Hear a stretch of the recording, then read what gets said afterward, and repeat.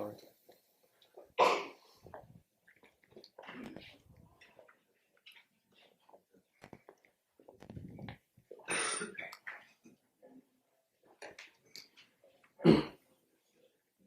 Okay. So before I get started, I wanted to say a little bit about the plan for the next two lectures. So today will be mainly about presenting some theorems and sketching some proofs and sort of giving some ideas about some of the motivation behind what it is that we're trying to do as far as these. I mean, generally we'll have some problem of calculating some algebraic. We have some quantities we want to show to be algebraically independent, for instance. And the tool that we use is this difference Galois group that's associated with the system of difference equations. So today I want to talk about exactly how that story goes. And then tomorrow I'll talk about some examples. So tomorrow we mainly focused on applications to a few different problems. And so by the end of this lecture, maybe I think I have one example, but then tomorrow I'll be mainly focused on how to apply the theory. So today's talk is split into three parts. And the first part sort of gives the bridge between Drinfeld modules and difference equations in some sense. It's in the subject of T-motives, which was developed originally by Greg Anderson. And then want to use this formalism to then talk about difference Galois groups associated to difference equations coming from Drinfeld modules, or more generally these higher dimensional Drinfeld modules called T-modules. And then finally talk about what this has to do with algebraic independence, and sort of see how one can use this ABP criterion to prove theorems about algebraic independence for solutions of difference equations. Okay. So in terms of, I should say right away that in terms of applications, the main tools that one would use are, I don't know if this is working anymore.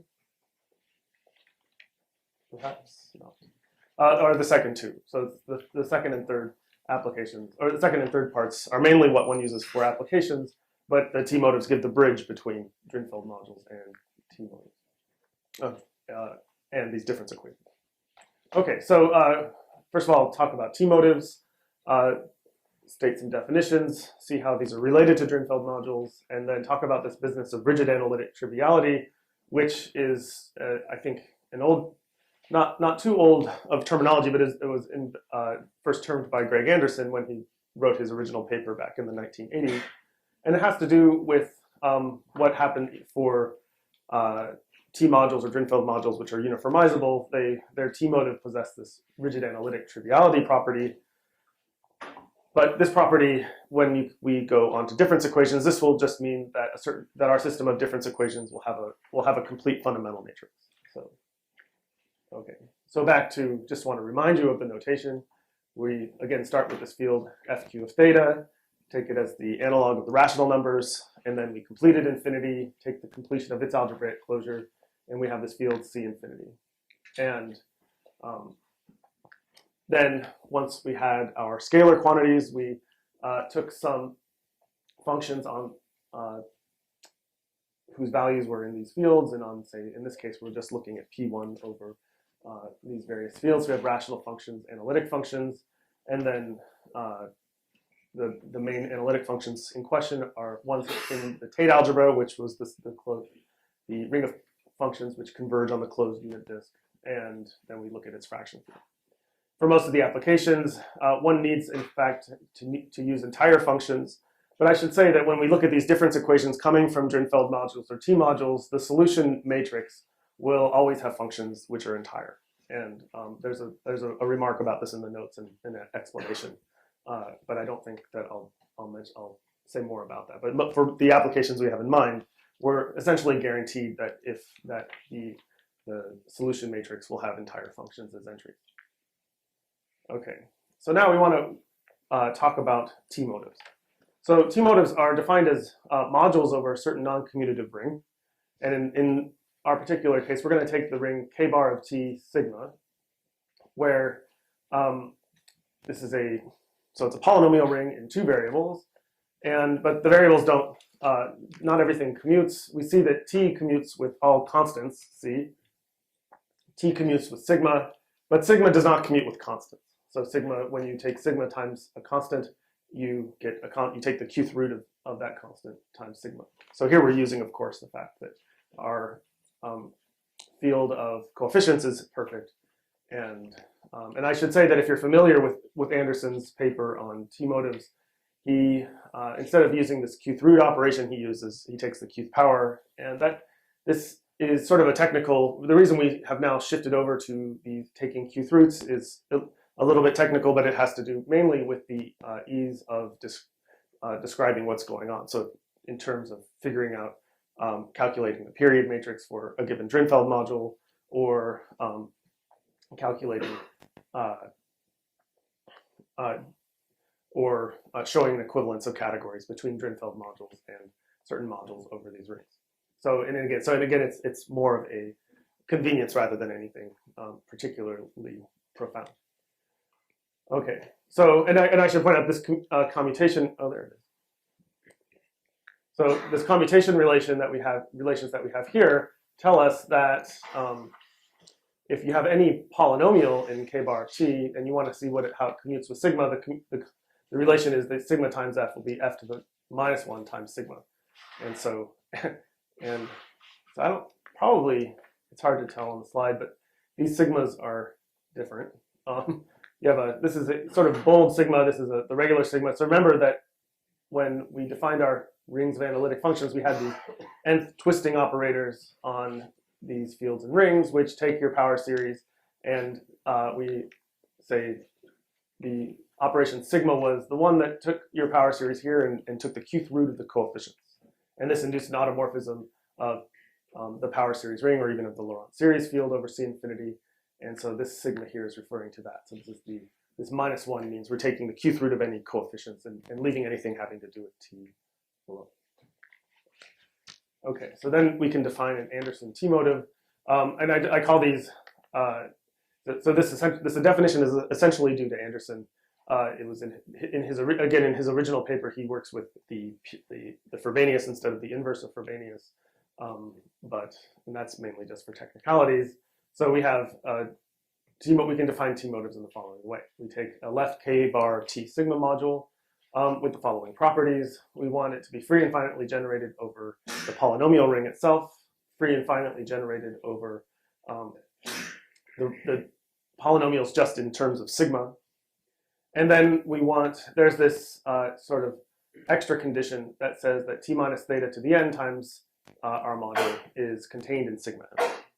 And for n sufficiently large, not necessarily for all n. And I should say that Anderson proves that these first two conditions are not necessarily equivalent, but he proves that under certain conditions, if you have your module to be, say, free and finitely generated over k bar t, then you can prove that as long as it's finitely generated over k bar sigma, that it's also free over k bar sigma.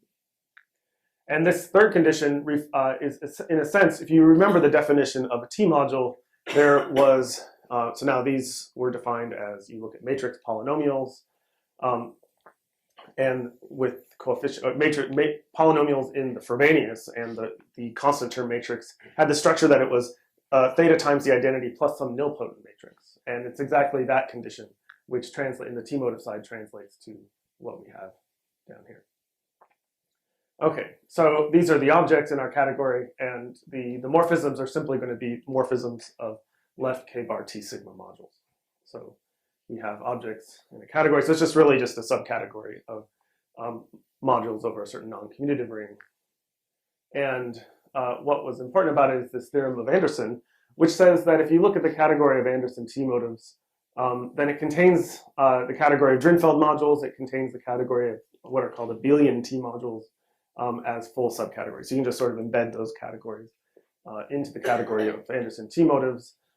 And he actually describes an equivalence of categories, which I don't want to really get into. The equivalence has to do with this abelianness condition, which is just a condition on the T modules. But since we can suffice it to say every Drinfeld module, for instance, is abelian, And for a general T module, it says something about, again, the structure of this multiplication by T. But it's a somewhat technical. I don't want to get too far afield. Okay. So then the question is, so our category contains the category Drinfeld modules, for instance. So if we have a Drinfeld module rho and we know that it corresponds to some object in this category, well, if we have some object and we know that it comes from a Drinfeld module, how would we recover the Drinfeld module? And the way that you do it is by just quotienting by sigma minus 1 times m in it. So I should say, so if you get m times sigma minus 1 of m is not actually a k-bar vector space, but you can show that it's isomorphic to k-bar as an fq vector space, and then but you can show they have the same T module action, and I'll show that in a few examples in a minute. So this is one of the advantages of using sigma, is that we can recover the Drinfeld module by just taking a quotient. And what this is an isomorphism of fq of T modules, not an isomorphism of, say, k-bar vector spaces or something like that. So let's look at the Karlitz module. So in this case, we have the Karlitz motive, I guess, and we can define it in the following way. You take the motive to be, so we need, okay, let's go back. We need a module over this twisted or this non-commutative polynomial ring in T and sigma. It needs to be free and finitely generated over k bar T and free and finitely generated over k bar sigma, and satisfy this extra condition as well.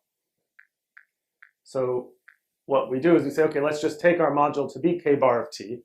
So that's pretty clearly free and finitely generated over k bar of T. So we need to define an action of k bar of sigma on this, which is then compatible enough so that it induces a left module action of k bar T sigma. So we do this in the following way. We just really need to say what happens to sigma. And so for f in C, so fc is again this polynomial ring, so sigma times f is equal to T minus theta times f to the minus 1.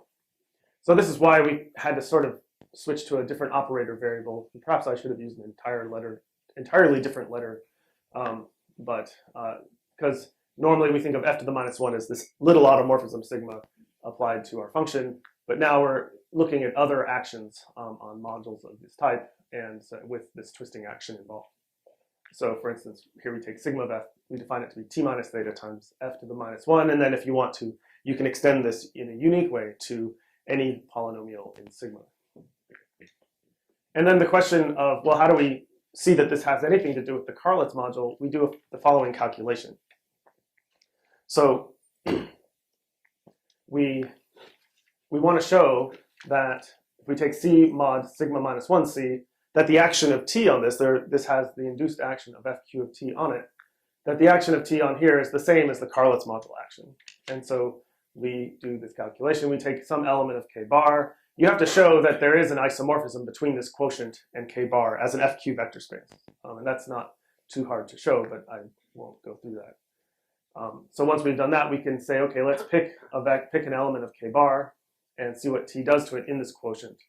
And so, because we can C, of course, contains the elements of k bar.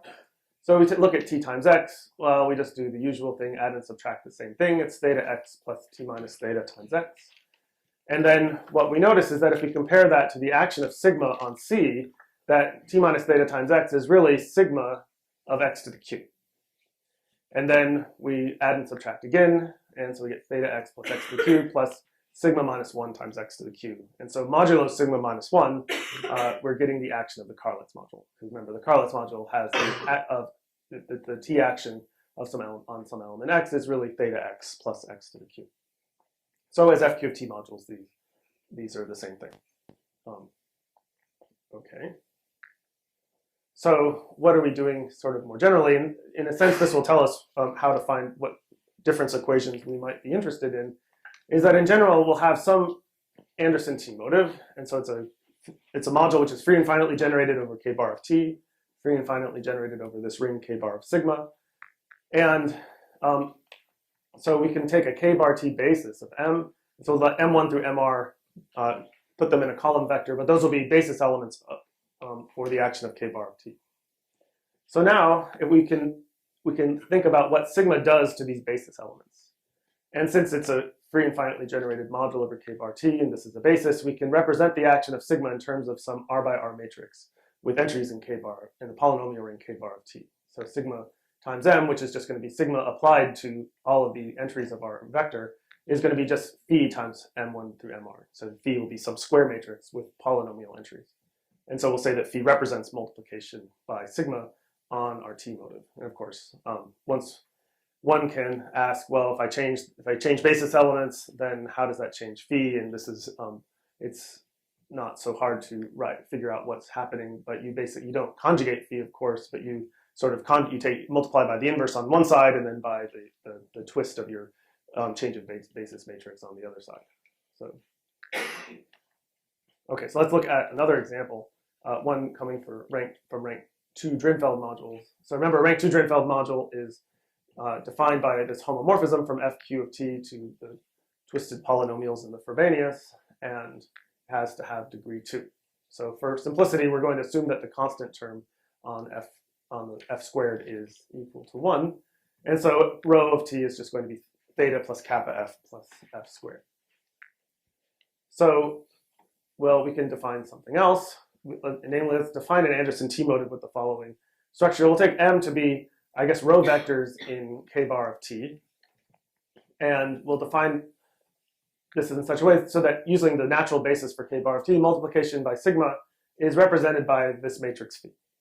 So it's 0, 1, t minus theta, negative kappa to the 1 over q, where these kappas are the same. And what's not immediately clear is that this is exactly the right t motive to correspond to our Drinfeld module rho. I should say, I should have mentioned this earlier, that one may ask, what's the functor from Drinfeld modules to t motives? And this is not so hard to write down, it's in the notes. But I didn't want to really get into it today because it involves this strange diamond product operation defined by Greg Anderson. And I think it would have just taken a little too much time. So now we're just going to sort of see the t module. We're going to have these t motives presented and then sort of see how they relate to the Drinfeld modules that we want. So, but if you're interested about it, you can look in the notes. Okay, so then the assertion is that our Drinfeld module is isomorphic to m mod sigma minus 1m. And to see this, we can use the following calculation. So it's a little more complicated than in the Karlitz module situation, but basically it's the same sort of thing. We have x is going to be some element of k bar. We look at t times the vector x comma 0, and we want to reduce it modulo sigma minus 1.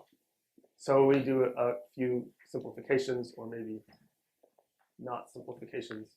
And what we notice is that in the end, is that if we fiddle around with this long enough, we end up with a vector which still has 0 on the right-hand side, and here we have another constant in here that doesn't involve t anymore.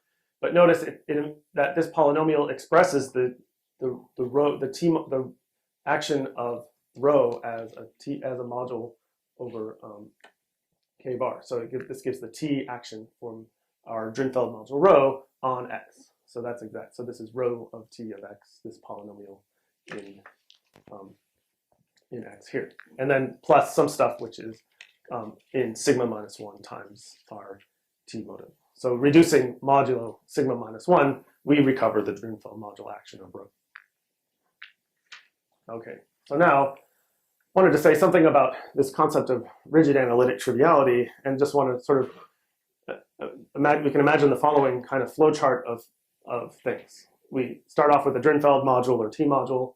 We create from it using a functor, which I just said I didn't talk about today, but is in the notes. But we've sort of seen the reverse action going back from t motives to Drinfeld modules in the examples. But one can, and it's fairly straightforward, go from Drinfeld modules to t motive. And then once you have a t motive, you can find a matrix of polynomials which represents multiplication by sigma. And so this is that matrix phi. And then one can, if you remember the examples from yesterday, we looked at some examples of sort of starting with some matrices phi, such as the ones that we talked about today. In fact, the ones we talked about today were given as examples at the end of the last lecture. We were able to define matrices C which satisfy a certain difference functional equation, like this one. And then once we do this, then we also saw that if we looked at C and we evaluated at theta, that we obtained periods of our Drinfeld module. Now, I should say we just saw this in examples. We didn't prove that this is exact, that every one of these steps is exactly valid, but we did see this in the examples for the Carlitz module, for Drinfeld modules of rank 2, and in some other examples. And and if you're interested in sort of what the general statement would be, you can look at the notes. There is additional explanation. So there's one sort of sticking point in this description, is this step here. So the question was, if I have a matrix phi which is representing multiplication by sigma, how or when do I know that I can find a matrix C which satisfies this functional equation here? Now I should say that this actually is not a sticking point all the time. In the cases of Drinfeld modules and abelian T modules, which are uniformizable, this turns out to be everything goes through perfectly well. So since all Drinfeld modules are uniformizable, remember uniformizability refers to the exponential function being surjective, which is always true for Drinfeld modules, then this step goes through without any problems. However, if your exponential function is not surjective, then it's in fact then you'll get stuck at exactly that point. So the question is sort of what is it that this is really saying? Well, okay, so we take an Anderson T mode of M. We'll say that it's rigid analytically trivial if phi represents sigma, represents multiplication by sigma on M, then there exists a fundamental matrix for phi. So namely a matrix C which satisfies this functional equation. And not only that, the entries of C are entire functions, and the matrix is in GLR of T. So the GLR of the Tate algebra. So essentially what we can show is, essentially what this definition is saying is that this T mode of M is rigid analytically trivial is precisely when we can take this step right here. And it's a deep theorem of Anderson, which proves an equivalence between the sort of two cases, that a Drinfeld module or T module is uniformizable if and only if its associated T motive is rigid analytically trivial. So if whenever we see the term rigid analytically trivial, which is indeed kind of a mouthful, it's equivalent to uniformizability, which I guess is also kind of a mouthful. But essentially it's coming from, we can think of it, if we're thinking more in terms of Drinfeld modules or T modules, it's equivalent to the exponential function there being surjective. Okay, so now what we want to do is look at some difference Galois groups. And so these will be algebraic groups, which we build out of these functional equations, and we'll see how they're related to T motives as well. So first we can be a little bit more general. So we're kind of shifting gears and now want to talk about these groups, and then we'll combine the two concepts in a few minutes. So we can stand to be a little bit more general here, and so I'll just mention what it is that we can do. We start off with two fields, K and L. We have an automorphism of L that restricts to an automorphism of K. So this really should have been an equality here, but doesn't necessarily. So in any case, we're going to assume that that sigma of K is equal to K. L over K is assumed to be a separable extension.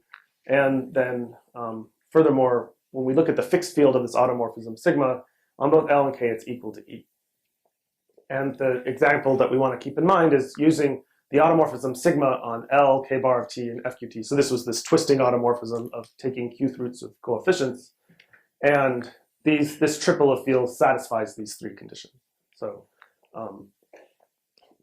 this is the particular example we'll be using, but what we'll say works in some generality. So now we can define a ring sigma and its fraction field in the following way. So now we have a matrix phi in GLR of K, and we have a matrix C in GLR of L, satisfying this functional equation. So this difference equation, sigma of C is equal to phi C. So if in the case of Drinfeld modules and T modules, we go through this construction of T motives to construct precisely examples of things satisfying these types of equations. But we're going to start with a system of solutions like we have here. And then what we want to show, well, what we want to do is the following. We'll take xij to be a matrix of indeterminate variables, an R by R matrix, and we'll look at the ring k of x and adjoining 1 over the determinant of x. So this ring here, of course, is the coordinate ring of GLR over k. And we'll define a homomorphism from this ring to L, which takes xij and sends it to Cij. And since L is a field, the image will be an integral domain, so the kernel is going to be some prime ideal. And we'll take sigma for the image of nu, and we'll take lambda for its fraction field in L. So what that means, of course, is that in terms of the matrix Psi, we could think of these as, we could think of sigma as just the ring generated by the entries of Psi, and then the inverse of the determinant of Psi in L. And then lambda is just the field generated by the entries over k generated by the entries of Psi. And then, so in addition to our hypotheses on the last slide, so we have these 3 hypotheses here. We're going to have an additional hypothesis, which is that k is algebraically closed in lambda.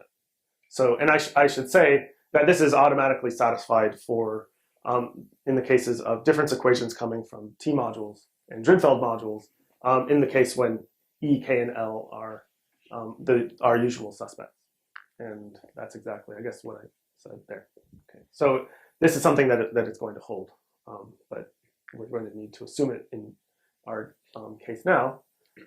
So how do we define this Galois group gamma? Well, it's defined in the following way. We take Z to be the subspace, the smallest K subscheme of GLR over K that contains Psi as an L rational point. So in essence, what we've done is this ring sigma is precisely going to be the isomorphic to the coordinate ring of Z, because we're essentially, by defining this map nu, we're essentially defining a map which has, we're defining a point on our space which has C as a L rational point. And so we could think of Z as just being the prime spectrum of sigma as K scheme. So, but in essence, but it's a subspace of GLR over K, and we don't know if it has any points over any particular field that we are looking at, but we do know that it contains C sitting in Z of L. So that's what we will use in a moment. And we want to define a group for out of the space Z, and we'll do it in the following way. So one thing I should say, we're working with analogy from the Galois theory of differential equations, and so if you look at a similar type of construction in that setting, this space Z turns out to be a left coset for the differential Galois group. So using that as an analogy, we'll say, okay, Z is supposed to be a left coset of our group.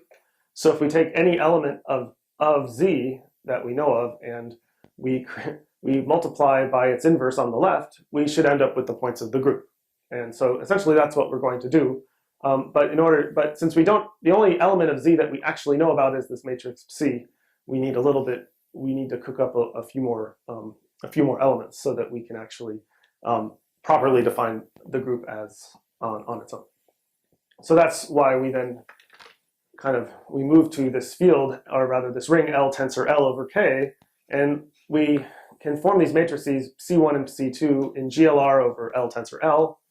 And in the following way, C1 is just going to be the matrix whose entries, ijth entry is Cij tensor 1. C2 is the matrix whose ijth entry is 1 tensor Cij. And both of these matrices are in, they're in GLR of L tensor L. So we can take the inverse of C1 and multiply it on the left, multiply it on the left of C2, and we get this matrix C tilde, which is now a matrix in GLR of L tensor L over K. Now, you may wonder where this is coming from. Well, these matrices C1 and C2 are actually in Z of L tensor L, because they certainly, once we see that C is in Z of L, then both of these matrices are automatically going to be in there as well. So now we have two different elements of our group, because we sort of split them across this tensor product sign.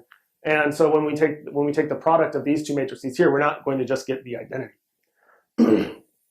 So we'll get an element of GLR L tensor L And this is going to have to be, if Z is the left coset of some group, then this matrix here is going to have to be in the L tensor L valued points on our group.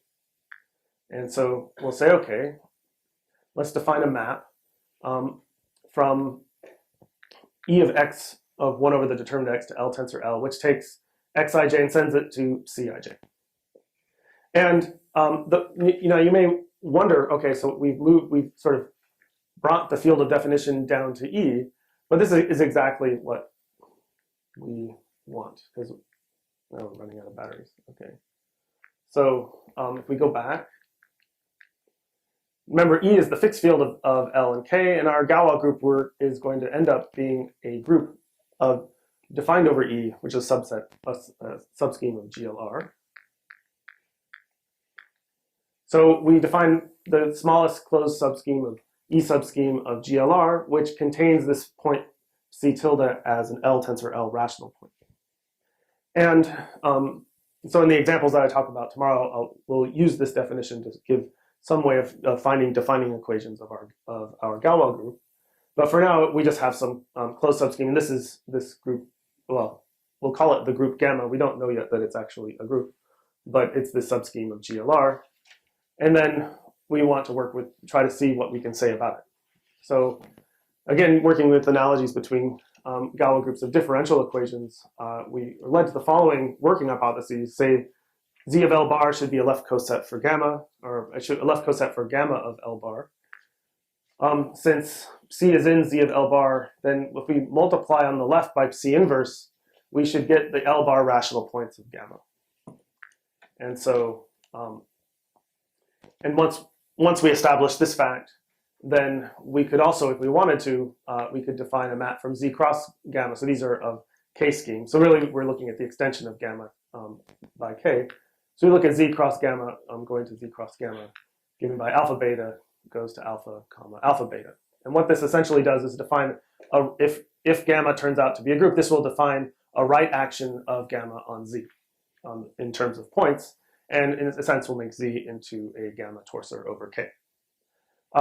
So essentially, this is our kind of wish list. And what we do is we prove that both of these statements are satisfied just as in the first case as schemes over L, and in the second case as schemes over K.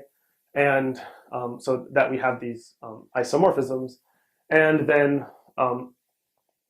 once we prove that we have these equalities of sort of points on these schemes, we can show that that's enough to show that the points of gamma actually form a group. And so this is just a matter, once you think of this on, say, L rational points, we have a map. This will, in a sense, this multiplication here is multiplication in GLR, so multiplication of matrices. And basically, once we have this well defined, it says that multiplication of matrices will then restrict to a group action, or rather a group multiplication on gamma. And then we can do this in such a way so that everything's defined over the smallest field possible, in the sense that so gamma is defined over E, and so we can show that the group multiplication on gamma is actually it makes gamma into a group scheme over E. And so I'll just summarize this in the following theorem. So it's a little short on proofs, but there are some ideas of the proofs in the notes, but it sort of works out in the following way. This group gamma is an E subgroup scheme of GLR over E. Z is stable under right multiplication by gamma K and is a gamma K torsor. Now, since when we defined Z, its coordinate ring is necessarily an integral domain, and we can show that not only is it's defining ideal prime, but it's defining ideal. This condition that K be algebraically closed in lambda implies that its defining ideal is in fact absolutely prime. So as a scheme, it's absolutely irreducible and smooth over K. And since gamma is or rather Z is a gamma K torsor, that means that if you go up to the algebraic closure, the two spaces are in themselves isomorphic, so gamma itself as an E scheme is absolutely irreducible and smooth over E bar. And then finally, the stuff that the pieces of this theorem which we'll use for transcendence are the following. The first is that if, okay, so gamma is a group over E, and if we look at its coordinate ring, if the transcendence degree of its coordinate ring is going to be equal to its dimension. But its coordinate ring is isomorphic, if we go, say, to the algebraic closure of k bar, is isomorphic to the coordinate ring of Z. And so we can equate the dimension of the group gamma to the transcendence degree of lambda. Because remember, lambda is the quotient field of sigma, and so its transcendence degree will be equal to the dimension of Z. Sigma, Z is equal to spec sigma, lambda is the fraction field of sigma, so lambda, the transcendence degree of lambda over k is then going to be equal to the dimension of our group gamma. So just from basic principles. And then, now why are we calling that? One may wonder, and rightly so, why we are thinking of this as a Galois group. Mainly it's from these two statements here. The first is that if you look at the e-valued points on gamma, you can show that this is isomorphic to the automorphisms of lambda over k, which commute with sigma. So you can think of this as an automorphism group, and if you replace E by some E algebra, you can find another automorphism group to fit in on the right-hand side. But just on e-valued points alone, we get the automorphisms of this field extension. And then finally as well, okay, so also in Galois theory, we take our group and we have it acts on some field, and we take the fixed field by our group. What do we get? Well, one can define an action using this torsor of gamma k, using Z as a gamma k torsor. We can use that to define an action of gamma of E on lambda. And then there's this condition, well, if E bar, the algebraic closure of E is fixed by, if every element in E bar is fixed by some power of sigma, then we can show in fact that lambda is fixed by, that the elements of lambda fixed by every element in gamma of E bar are precisely the elements of K. So we can get that sort of a fixed, that lambda, the points in lambda fixed by the Galois group are exactly the constants in lambda itself. And not only that, I mean, if the group gamma of E is dense in the entire Galois group, then in fact you don't need to have the algebraic closure here. You'll just have that lambda fixed by gamma of E is precisely K. Okay, so these are the types of things that we want to do, and so basically we want to think about now, well, first the connection with T motives is the following. So given a rigid analytically trivial T motive M, we want to construct, we want to sort of generalize the notion of T motive slightly so that we allow some denominators. Because in the case of our difference equations here, where are we? Yes. We're looking at matrices with entries in the field, so in the fraction field so in the case where we were looking at the polynomial ring here, we're allowing actually denominators to come into play. And so we'll tensor with k bar of t, and so then once we do this, we actually can give M the structure of a module over k bar of t. Now it's the rational functions in t, and Laurent polynomials in sigma with coefficients in k bar of t will now act on M. And of course, M is a finite dimensional k bar t vector space, and multiplication by sigma on M is now represented by a matrix with entries in the fraction field of the polynomial ring k bar of t. So in rational functions, it has a fundamental matrix C, which is in GLR of L. So once we have a Anderson T motive, we can construct representation matrix for sigma psi and a fundamental matrix psi, which satisfy the difference equation that we're interested in. And so what we've essentially done, you may wonder, well, what does this do to the category of T motives? Essentially, by allowing these denominators, we're now only really worrying about Drinfeld modules and T modules up to isogeny. So that is up to maps which have finite kernel and up to finite kernel and co-kernel. And once we do this, then we can show the following thing, that namely, if we look at the objects that we've just described, so defined by these two conditions here, we want a left k bar t sigma inverse module, finite dimensional is a k bar t vector space, and for which we have multiplication by sigma on M provides a fundamental matrix for its representation matrix. then we have the following proposition that these objects form a neutral Tanakian category over F Q of T, and the fiber functor is this is defined by this. You take M, you extend scalars all the way up to L, and this has a natural action of sigma on it, and then you look at the things fixed by sigma. This is an FQ of T vector space, and it'll have the same dimension as the dimension of M as a K bar T vector space, precisely when you have this rigid analytically trivial condition. So now what's a neutral Tanakian category? I don't want to say too much more about this stuff, but just to give you an idea, neutral Tanakian category over a field means that your category is equivalent to the category representations of some affine group scheme over FQ of T. So essentially what we're showing, we have these objects now, this category of objects is equivalent to representations of some group.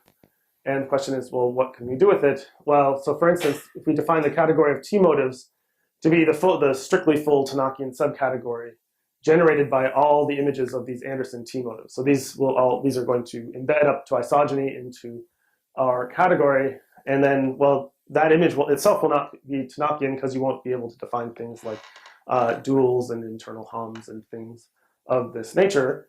But once you take sort of the smallest category, the smallest Tanakian category that contains all of these things, then in fact what you end up with is that so if we have the sub-Tanakian category. Now that means that to every object in that category we can associate what's called its Galois group, which comes from Tanakian duality. So any object in your Tanakian category, you can look at the smallest Tanakian category which contains that object. You can look at so that means it's the representations of some group. And so, for instance, if we have a T motive M, we can think of, well, let's look at the Tanakian category generated by M, and it will have some, what that means is that category will be equivalent to the representations of some affine group scheme. In this case, since M is just one object in particular, what we end up with is we'll get some group gamma M, which will be a subgroup of GLR, where R is the dimension of M as a K bar T vector space. And the group that we end up there is actually going to be exactly the same as the group associated to this system of difference equations. So keep sort of making a short story long, what we're saying is that once we go through this construction of taking the category of T motives, constructing a Tanakian category out of it, to each object we can obtain some group gamma M, which will be associated to it via Tanakian duality. It's naturally isomorphic to the group gamma C that we got from looking at this system of difference equations. So okay, so that's just, in a sense, this is just to make sure that everything kind of fits into a nice picture. So now what about applications to algebraic independence? Well, so here's the main theorem. So suppose we have a T motive, let gamma be its group associated to it by Tanakian duality, or if we want, we can think of it just as the group coming from its system of difference equations. And now suppose that we have phi as a matrix in GLR of K bar T, but with polynomial entries that represents multiplication by sigma on M, and whose determinant is vanishes, if at all, at T minus theta. We'll let C be a rigid analytic trivialization of phi, so it's a fundamental matrix for phi.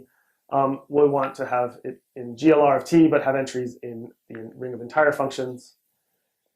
And so what this means is it satisfies this system of difference equations. And then finally, what we want to do is we want to consider the values of C at theta. So we're going to take C as a matrix whose entries are functions. We're now going to evaluate them at T equals theta and adjoin those values to K bar. And so this is going to be a subset of, or rather a subfield of K bar, K infinity bar. And the question is, what's the transcendence degree of this field? So we have, remember in the examples that we saw yesterday, we had examples of these fundamental matrices. We evaluate them at T equals theta, and we either end up with periods of Drinfeld modules or logarithms or other similar objects. And what we can show is that the transcendence degree of this field over K bar, so the transcendence degree of the values, is the same as the dimension of the group associated to the T motive. So in a sense, it's the same as the dimension of the group coming from the system of difference equations. So just one remark is that, well, okay, if this comes from an actual Anderson T motive, so it's not in, so when we embedded Anderson T motives, we had to add a few more objects in to form a Tanakian category. But if it's coming from an Anderson T motive, which essentially means it's coming, we could say coming from a Drinfeld module or uniformizable T module, then these hypotheses are automatically satisfied. So this is not, so for the objects that we're interested in, this theorem will apply. And in practice, if we want to compute the dimension of this group, we really just want to compute the group of the Galois group of the system of difference equations and compute its dimension, because of course those groups are isomorphic. Okay, so in the couple minutes I have left, I wanted to give a sketch of the proof just to give an idea of how this follows from the AVP criterion, which we talked about yesterday, and then give one quick example. So it works in the following way. So we say, okay, well, let's pick d greater than or equal to 1. D is going to be a bound on the degree of our polynomial relations among the degree of polynomial relations among the values of C of theta. And now for each n greater than or equal to 1, we look at the Kronecker product matrix of C, which essentially, whose entries now are going to be monomials in the entries of our original matrix C. So if we want to talk about, again, we want to talk about linear relations of, or rather polynomial relations on the values of C of theta, well, that's the same thing as looking at linear relations among their monomials. So we can fit this into sort of the applicability of this AVP theorem by, we need to construct, well, first a column vector C and a square matrix phi, which satisfy the conditions. And the one that we want that will now include the monomials is the following. We'll take C bar to be a column vector which starts off as 1, then the entries, we'll have all the entries of C, then all the degree 2 monomials in C, and so on. We could go down the line and concatenate them into one vector. And then the matrix phi that we need to associate so that we have this system of, we have this instance of difference equations is this one that's written here in terms of Kronecker product matrices.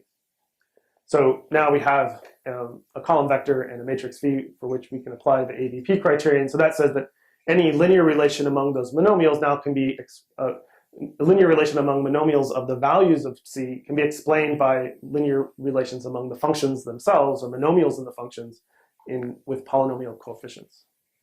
So basically any polynomial relation over k bar among the entries of these of C of theta will now appear as a linear relation among the entries of the column of C of theta. And then what one does is you use this AVP criterion to show that you have an equivalence of dimensions of first the k bar dimension of this vector space, which is the span, k bar span of entries of the specialized vector, and then S of D is the k bar of T span of the entries of the functions themselves. And you show that for each D, you have an equality of dimensions of this type, and then you use this to show that, well, so in both cases, the transcendence degree of the values has to be the same essentially as the transcendence degree of the functions over k bar of T. And then the transcendence degree of the functions, remember, is equal to the dimension of the group, because the functions themselves give coordinates on this torsor for the group. Okay, so in the negative minute that I have left, I'll just want to briefly sketch one example. This is Wade's theorem again that says that pi q is transcendental, so pi q is the Karlitz period. So in this case, r is equal to 1, phi is equal to t minus theta, and c is just the function omega that we defined yesterday. The system of difference equations, remind you, is this one displayed. Now, what we know, or what we can show, is since omega of t has infinitely many zeros, so it can't be an algebraic function over k bar of t, so this field has to have transcendence degree 1. So what is the Galois group in this case? Well, it turns out to be GM, or just GL1 over FQ of t. And what is the action? Well, so we want to realize, say, the FQ of t valued points as automorphisms of this field extension. And how do they work? Well, you take gamma to be some non-zero element in FQ of t, and h of t omega is going to be some element in this field k bar t omega. K bar t omega is just rational functions essentially in t and omega. This is a purely transcendental extension. So how is gamma going to act? Well, gamma will act by multiplying omega by gamma and leaving t alone. And so if we do that, this tells us how to realize this automorphism group here as an action of f cubed t cross. And one has to check, of course, that these automorphisms, that this action commutes with the action of sigma, but that's not too hard to do. And then the previous theorem, so this theorem that equates transcendence degree of the values with the dimension of the group, then, well, at least we verified that it's true. We see that the transcendence degree, so we know that the dimension of the group is equal to 1, but what is k bar of c of theta? Well, this is just k bar adjoining pi q. And so this tells us that pi q has to be transcendental. Okay, so thank you very much.